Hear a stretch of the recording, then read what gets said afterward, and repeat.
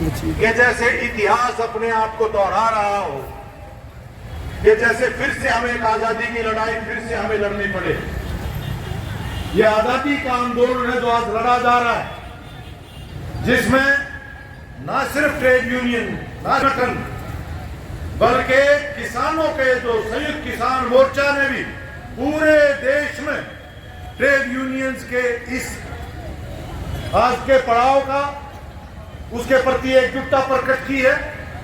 और पूरे देश के स्तर के ऊपर ये एकता जो आज 24 अगस्त को ये सभी ट्रेड यूनियन और किसान मोर्चे मिलकर के संयुक्त किसान मोर्चा दिल्ली में सम्मेलन करने जा रहा है। और ये पहला मौका होगा देश के आजादी के बाद के इतिहास में कि जब सारी ट्रेड यूनियन छोड़ के एक जो भवन निर्माण के काम करने वाले लोग थे, निर्माण का काम करने वाले, रेडी फड़ी का काम करने वाले, घरों में पोछा लगाने वाली महिलाएं, बीड़ी का बनाने का काम करने वाले, इन सब के लिए कल्याण बोर्ड के कानून बने, उन सबको खत्म करने का। जब एम्प्लॉयमेंट लूटो जितना मर्जी, कै दिन का रोजगार होगा ये मालिक तय करेगा, कितनी तनख्वाह देगा, कै दिन रखेगा, ये सारा मालिकों के हवाले। तो हमारे प्राकृतिक संसाधन, सार्वजनिक संसाधन, अभी जो संसद चल रही है देश के अंदर, जिसमें प्रधानमंत्री मणिपुर चल रहा है, पूरा देश शर्मसार है जिस तरह से वह महिलाओं के साथ जो किया गया है। हजारों हजार लोग आज कैंपों में पड़े हैं और लेकिन देश का प्रधानमंत्री तो चुप ही साबित है। इसको लेकर के संसद में जो हंगामा चला, उस हंगामे के बीच पहली बार इस देश में कानून पास किया गया कि जो तेल शोधन का जो काम अभी तक सरकार का था, वो काम अडानी जैसे प्राइवेट को दिया। ये जितने भी अपने फॉरेस्ट जंगल जहां आदिवासी लोग रहते हैं, मणिपुर में भी वही निशाना है, जहां बहुत ज्यादा मूल्यवान अमूल्य खनिज पदार्थ है, उन सबको इसी संसद 70 के अंदर कानून में संशोधन करके उनके हवाले किया है। ये सरकार कॉर्पोरेट की सरकार है और ये लूट बरकरार रहे, इसलिए लोगों के बीच में हिंदुत्व के नाम पर जैसे मणिपुर में किया है,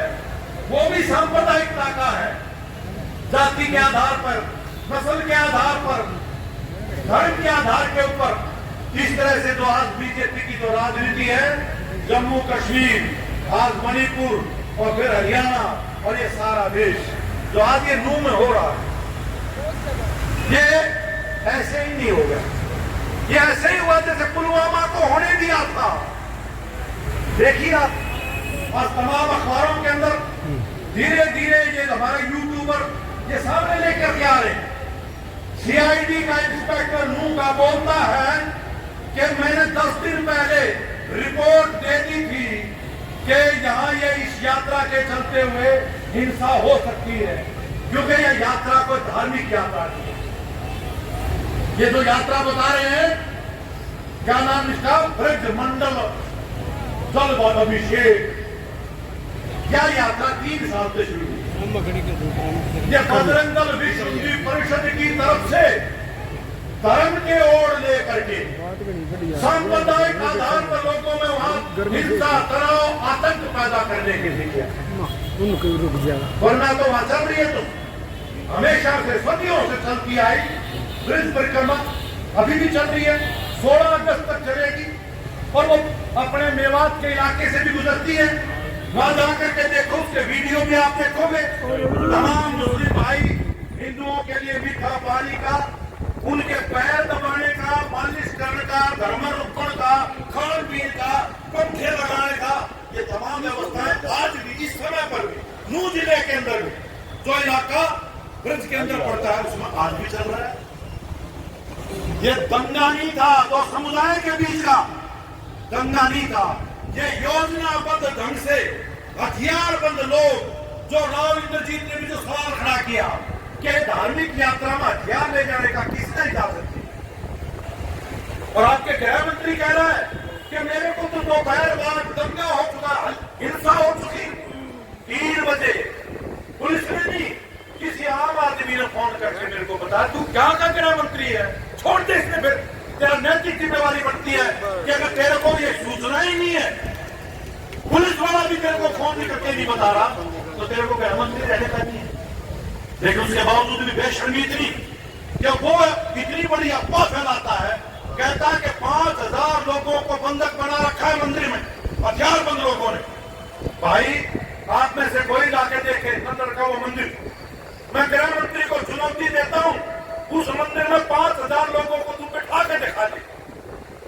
जगह नहीं है इतनी। उसका पुजारी कहता है मंदिर का वो बंधक नहीं बना रखा था, उसकी वीडियो आप सुने। लेकिन एक गृह मंत्री राज्य का जब ये कहता है तो उसका क्या असर पड़ेगा? उसका असर पड़ा सोना में गुर्गांव संख्यकों को निशाना बना करके हमले किए, यही वो करवाना चाहता है। लेकिन अच्छी बात यह है, हाल को लोग अब समझ गए, आम आदमी